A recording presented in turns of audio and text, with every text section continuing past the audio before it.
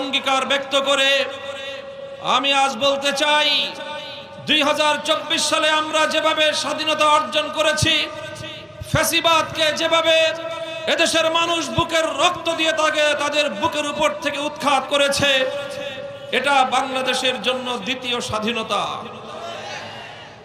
আমরা এর পূর্বে আরো অনেকগুলো আধিপত্যবাদী শক্তির বিরুদ্ধে লড়াই করেছি। বাংলাদেশের মানুষের ইতিহাস আধিপত্যবাদের বিরুদ্ধে লড়াই করবার ইতিহাস। বাংলাদেশের মানুষের ইতিহাস কোন আধিপত্যবাদী শক্তির কাছে মাথা নত না করার ইতিহাস। আমরা 190 বছর পর্যন্ত সাম্রাজ্যবাদী ব্রিটিশের বিরুদ্ধে লড়াই করেছি, বালাকোটে রক্ত দিয়েছি, শামেলির যুদ্ধে আমরা শাহাদাত বরণ করেছি, সিপাহী বিদ্রোহের মাধ্যমে 1857 সালের সেই রক্তঝরা বিপ্লবের মধ্য দিয়ে আজাদির সংগ্রাম করে করে আমরা ধীরে ধীরে আমাদের এই প্রিয় মাতৃভূমি থেকে সাম্রাজ্যবাদী ব্রিটিশ বেনিয়াদেরকে বিতাড়িত করেছি।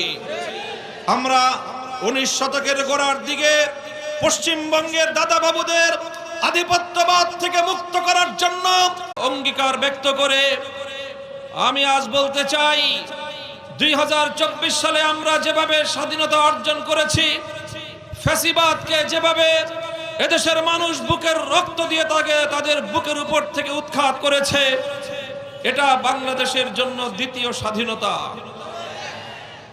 আমরা এর পূর্বে আরো অনেকগুলো আধিপত্যবাদী শক্তির বিরুদ্ধে লড়াই করেছি। বাংলাদেশের মানুষের ইতিহাস আধিপত্যবাদের বিরুদ্ধে লড়াই করবার ইতিহাস। বাংলাদেশের মানুষের ইতিহাস কোন আধিপত্যবাদী শক্তির কাছে মাথা নত না করার ইতিহাস।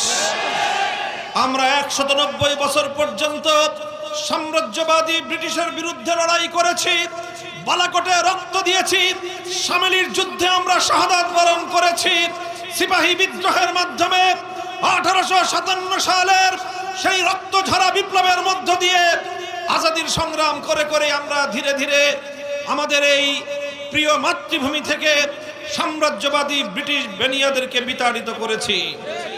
আমরা 19 শতকের গোড়ার দিকে পশ্চিমবঙ্গের দাদাবাবুদের আধিপত্যবাদ থেকে মুক্ত করার জন্য